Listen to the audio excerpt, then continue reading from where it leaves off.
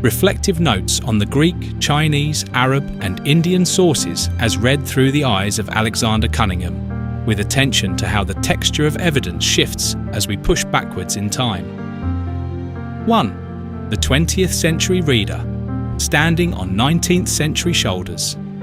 To read Cunningham's ancient geography of India in our own moment is to occupy a peculiar vantage. We stand on the shoulders of a man who stood on the shoulders of Megasthenes and Hwen Thsang, of Strabo and Rihan, of Kalhana Pandit and Fa-Hian. Cunningham himself was, in his own quiet way, a kind of editor of voices that had been speaking about India for 2.5 millennia, often without ever hearing one another. His genius was to make them converse. He laid the Greek beside the Chinese, beside the Arab, beside the Brahmin, and asked each, "Where exactly are you pointing?" But the more I read, the more I am struck by something Cunningham himself only half said. The closer the observer stands to the ground, the more he sees, and the further away in time, the more the ground itself seems to move. The historians of the late 19th century had only Cunningham and his contemporaries. We have a century more of archaeology, of satellite imagery, of carbon dating, of numismatic catalogues. And yet Cunningham's basic identifications, Taxila at Sharderi, Pushkalavati at Hashnagar, Ornos very probably at Ranigat, the route of the Royal Road, the configuration of the 5 Indies have, on the whole, held. That is the deeper wonder. The man was almost always right, and he was right with the most fragile of tools, a theodolite, a fulki, a notebook, and a gift for hearing names. Let us then walk the witnesses in their order and notice how the lights change. 2. The Muslim observers, Al-Biruni, Abu Rihan, Ferishta, Babur, Abul Fazl. The most recent layer of textual witnesses, and the one Cunningham handles with the most evident affection, is the Islamic one. These are observers writing within roughly the last 1,000 years, in languages Cunningham could read in the original, from cultures that had left inscriptions and coins and caravanserais, and names still echoing in the bazaars of Peshawar and Ghazni. The Muslim writers are, in a real sense, Cunningham's contemporaries in method. They measured, they compared, they distrusted legend when it conflicted with measurement. Abu Rihan al-Biruni, circa 973 to 1048, is the giant of this group, and the one Cunningham uses most confidently. Al-Biruni actually lived in the northwest for years, accompanied Mahmud of Ghazni, learned Sanskrit, and wrote with the disciplined empiricism of a true scientist. When Al-Biruni tells Cunningham that Wyhand is written for the capital of Gandhara, or that Ushkara is the same as Baramulla, Cunningham believes him, and rightly, because Al-Biruni's testimony is almost always verifiable. The Muslim writers of the 10th and 11th centuries are useful precisely because they were near. They heard the names pronounced by living people, they walked the roads, they paid the tolls. They are the last link in a chain that runs unbroken back to the Sanskrit speakers themselves. Babur, 1483 to 1530, is the delight of the corpus. His memoirs are the observations of a conqueror who is also a naturalist, a man who notices trees, rivers, the taste of water, the warmth of a stone in the sun. When Babur rides out from Peshawar to see the stupendous tree of Begram, Cunningham is looking over the shoulder of a Timurid prince who is also a botanist of genius. Babur's testimony carries weight because it is specific. He tells you what the place smelled like, what the road felt like, what was there, and what was not. Abul Fazl and Ferishta are the Mughal-era historians. Abul Fazl, writing under Akbar, is the administrator. He gives distances, jurisdictions, revenue figures. Ferishta, writing slightly later, is the chronicler. He gives dynastic tables, battles, successions. Cunningham uses both, but with a kind of affectionate skepticism. He accepts their distances, modifies their chronologies, and rejects their etymologies. When Ferishta dates the Afghan conquest of Ro to AH 63, AD 682, Cunningham is willing to push it back by half a century on the strength of Hwen Thsang's silence, and he is probably right. The reflective note here is important. The Muslim witnesses are reliable because they are close in time and contiguous in culture. The further we move from Cunningham's own day, the less the texture changes. An Afghan of the 11th century could still have shown Al-Biruni the road to Peshawar, and an 11th century Peshawari could still have pointed at the mound of Sharderi and said Taxila. The chain is unbroken, and the li and the kos and the yojana are convertible, with care, into Cunningham's miles. This is the warm zone of evidence. The names are still alive, the rivers still run, the coins still turn up in the sand after the Indus floods. 3. The Chinese observers, Fa-Hian, Sungyun, Hwen Thsang. With the Chinese pilgrims, we cross a linguistic and cultural gulf, but one that Cunningham handles with the most astonishing confidence. He has the benefit of Stanislas Julien's French translations, of Vivian de Saint-Martin's identifications, and, most importantly, of the fact that the Chinese transcripts of Indian names are phonetic and conservative. The pilgrim did not know Sanskrit. He heard a name.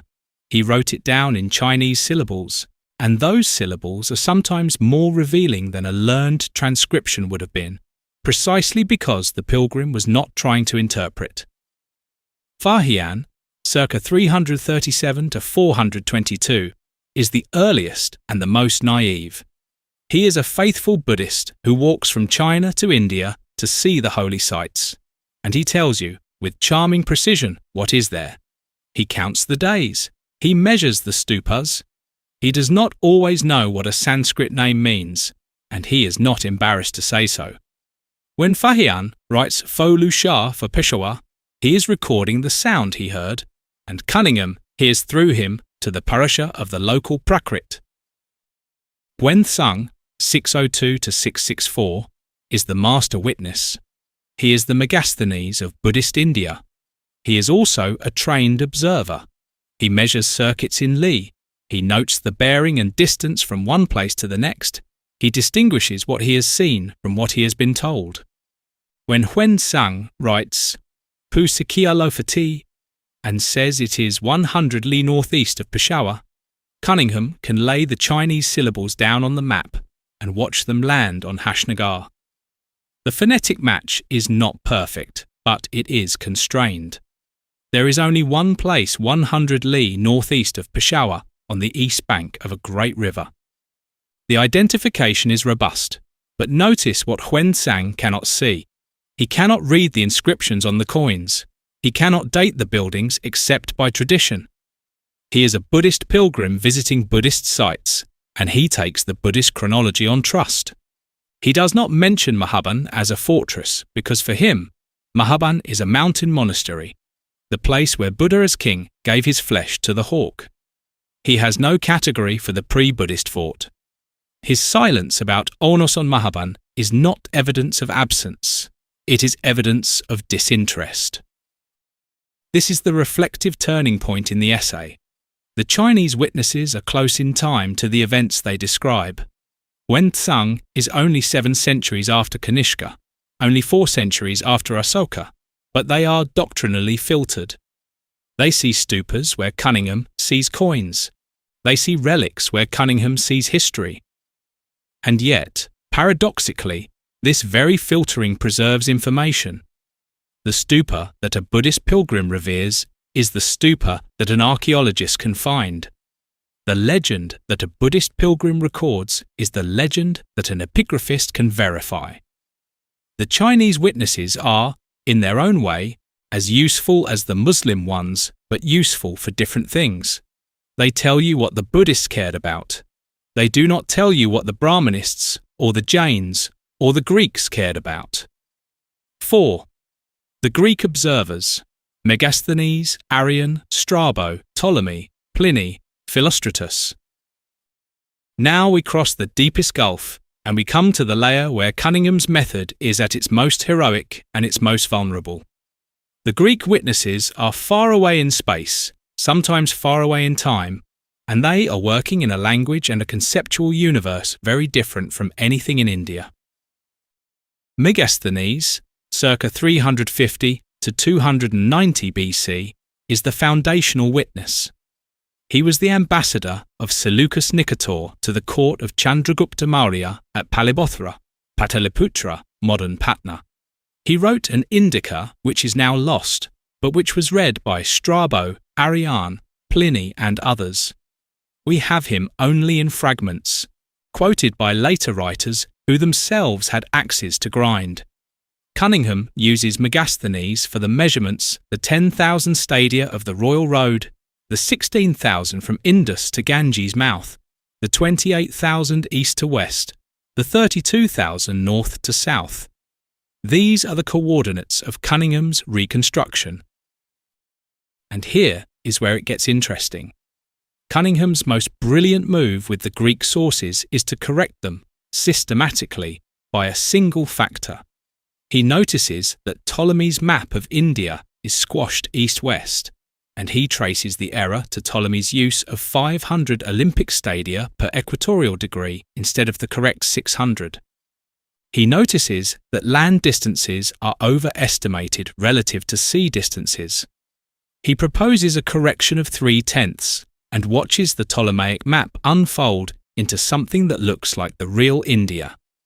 Taxila, which Ptolemy puts 11 degrees east of Barigaza, snaps back to its true position. The mouth of the Ganges, which Ptolemy puts 38 degrees east of the Indus, instead of the true 20 degrees, comes back to where it belongs. This is the moment when Cunningham stops being a mere cataloguer and becomes a theorist. He is not just identifying places, he is reconstructing the intellectual history of error. He is showing that the Greek map of India is the result of a single systematic mistake, applied consistently, and that the mistake is itself a historical fact. It tells us how the Greeks measured, what they thought they knew, and where the information came from. Arrian is Cunningham's most used Alexander source.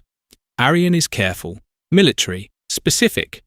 When Arrian says Embolima is a city seated not far from the rock Onos, and that the bridge over the Indus was prepared there, Cunningham can read this as a deposition by a man who had access to the ephemerides, Alexander's own campaign journal. The identifications Cunningham makes Embolima at Ohind, Ornos at Ranigat, Masaja at a site in the Swat Valley are not Cunningham's inventions. They are Arrian's identifications, made by Arrian in the 2nd century AD, on the basis of names that were still pronounceable and places that were still walkable. Ptolemy is the geographer of the 2nd century Greek world, working in Alexandria, far from India, dependent on the reports of merchants and the maps of the Roman Empire. His India is the India of the periplus of the Erythraean Sea, of the Indo-Scythian kingdoms, of the trade routes that ran up the Red Sea and across to Muziris and Barigaza. His distortions are not random, they are systematic, and Cunningham reads them as such. Ptolemy's India is a projection of the Roman trading world onto a coordinate system. The errors are themselves evidence of the channels by which information reached Alexandria. Pliny is the encyclopedist, the man who copied out the distances without always understanding them. Cunningham treats Pliny with affectionate skepticism. Pliny's numbers are corrupt, but Cunningham can often correct them by reading the Greek original that Pliny was translating and applying the same unit correction that fixes Ptolemy. Philostratus is the most curious witness of all. His Life of Apollonius of Tyana is a late semi-fictional work, but it contains a nucleus of authentic geographical observation, possibly derived from the journals of Damis, Apollonius's companion, who is supposed to have visited Taxila in the reign of the Parthian Bardanes, circa AD 42. When Philostratus says Taxila was not unlike Babylon, and divided into narrow streets with great regularity, Cunningham hears the voice of a Greek traveller, and that voice is consistent with the actual plan of Sirkap at Shaderi. The Babylon comparison is a tell, a Greek observer comparing an Indian city to the only symmetrically planned city he had ever heard of. The identification is, in a sense, self-confirming. The reflective note on the Greek witnesses is double-edged. On one hand, they are the most distant in space and the most alien in conceptual framework, and their measurements are systematically distorted. On the other hand, they are the most ancient of the major textual sources, and they preserve names and configurations that no later writer remembered. Megasthenes is the only witness for Chandragupta Maurya's court. Arrian is the only narrative witness for Alexander. Without the Greeks, Cunningham would have a Buddhist India, a Muslim India, a Mughal India, but he would not have a Maurya India, or a Bactrian Greek India, or an Indo-Scythian India. The Greeks supply the deep past that the Indian and Muslim sources do not reach, and here the historical pattern Cunningham is unconsciously tracing becomes visible. The further back we go, the more the names change, the more the political units change, the more the religion changes. The Muslim writers live in a world of Mahmud and Babur. The Chinese pilgrims live in a world of Harsha and Kanishka. The Greek historians live in a world of Alexander and Chandragupta. The geography stays the Indus is the Indus, the Jhelum is the Hydaspes, Pataliputra is Pataliputra, but the polity is a moving target, and the observer is always slightly out of phase with what he is observing.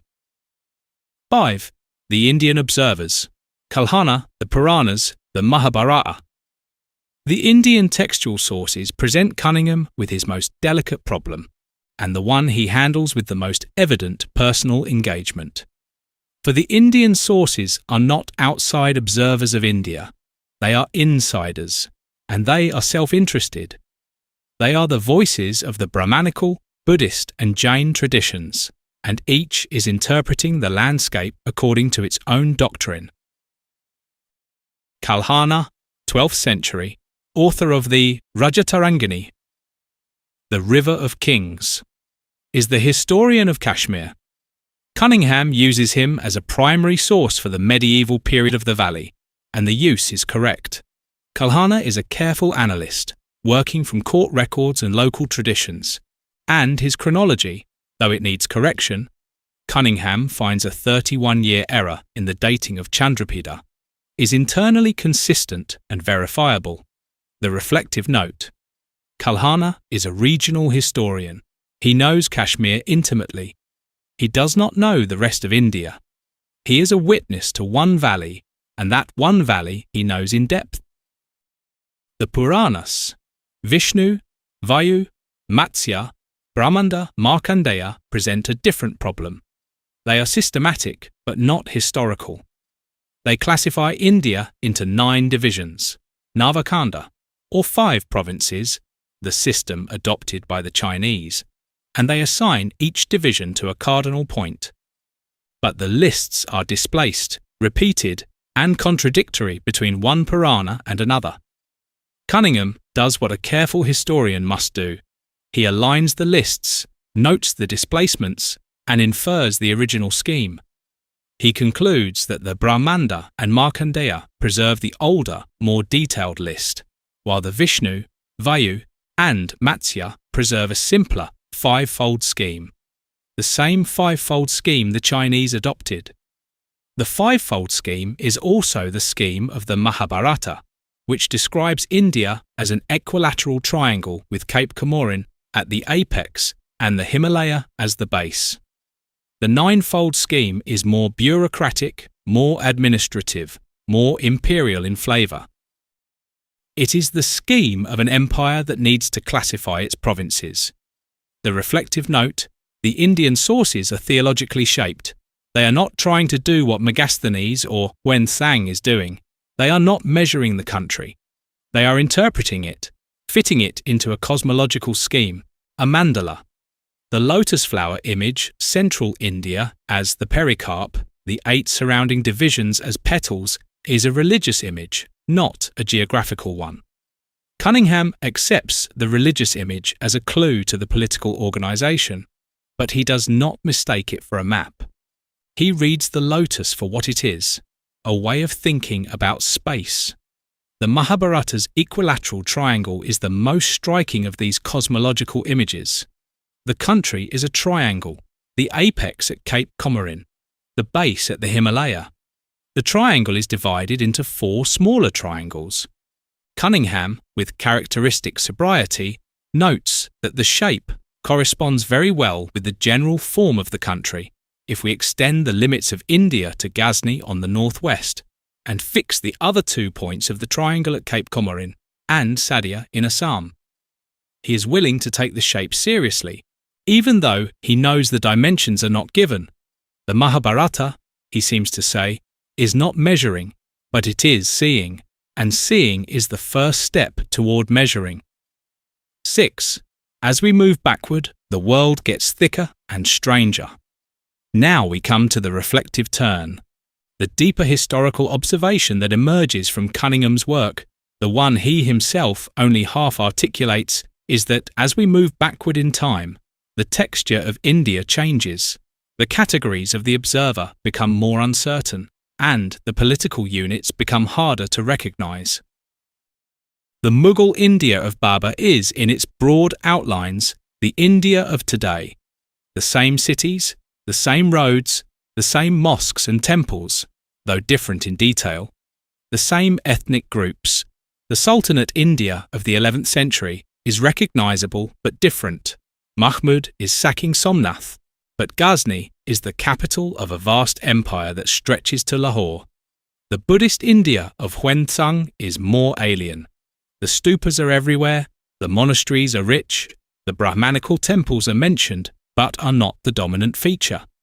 The Greek India of Megasthenes is stranger still. The Maurya Empire is real, but its reach is uncertain. The Brahmanical caste system is reported, but the specifics are filtered through Greek categories. The philosophers are gymnosophists, the king is a Basilius, the cities are polis. The Indo-Scythian India of the 1st century BC is the India of Kanishka, the Kushans, the Bactrian Greeks. A world in which Greek, Iranian, Indian, and Central Asian elements are mixed in a way that has no modern analogue. And as we go further back into the Vedic period, into the Indus Valley civilization, into the world, before writing we lose the observers entirely. Cunningham is aware of this. He does not speculate about Harappa or Mohenjo-daro, because in his day those sites had not yet been excavated. But he is aware that there is a pre-observer India, an India of brick cities and undeciphered scripts, and he leaves the door open for it. The deeper point is this: the more distant the observer in time and space, the more the observer becomes a theorist and the less he becomes a witness. Megasthenes is a theorist of India. He has a theory of castes, a theory of philosophy, a theory of the river system. He is also a witness. He has seen Palibothra. He has seen the Royal Road. But his theory filters his witness, and Cunningham has to read through the theory to get to the observation. Ptolemy is even more theoretical. He is working in the great Greek tradition of mathematical geography, and his India is a projection of a theory onto a space he has never seen. The Chinese pilgrims are witnesses with theory. They have a Buddhist theory of the Holy Land, and they are looking for the sites that confirm the theory. The Muslim writers are the most purely empirical of the group. They measure, they record, they compare. And yet, even they have a theory.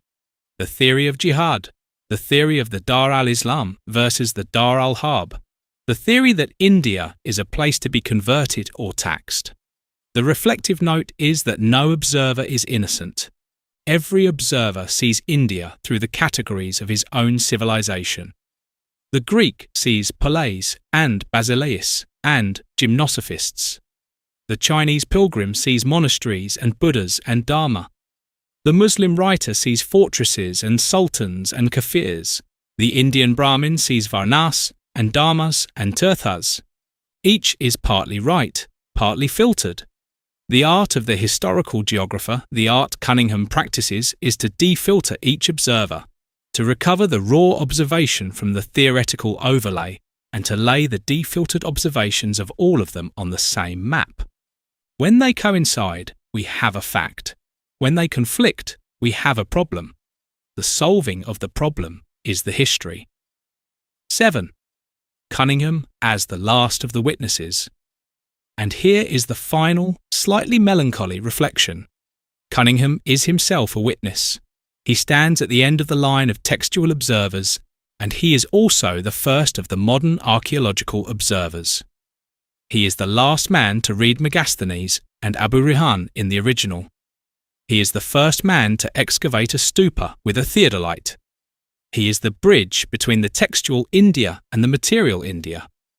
What he could not know, and what we now know, is that his identifications, most of them, will hold up under the test of the spade.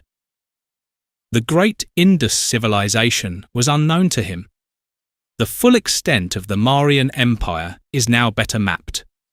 The Kushan and Indo-Greek kingdoms are now known in much greater detail from the coin hoards and inscriptions of the last century. But the broad outlines, the 5 divisions of India, the configuration of the northwest, the identification of Taxila, the route of Alexander, the location of the Buddhist holy sites, these are Cunningham's, and they are now the common property of every historian of ancient India.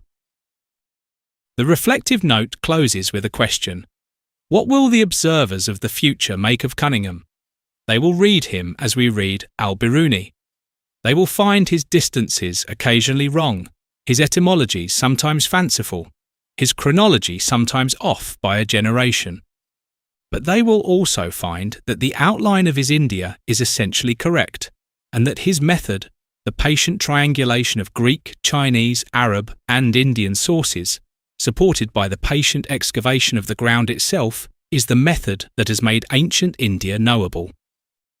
The further back we go, the more the world changes, but the further back we go, the more we need the patient witnesses who were there, or who listened to those who were there. Cunningham listened well. That is his gift to us. Notes toward a longer work. Cunningham's text is the primary source. The analysis is mine. I have not introduced any identifications Cunningham did not make. The work is exegetical, not original.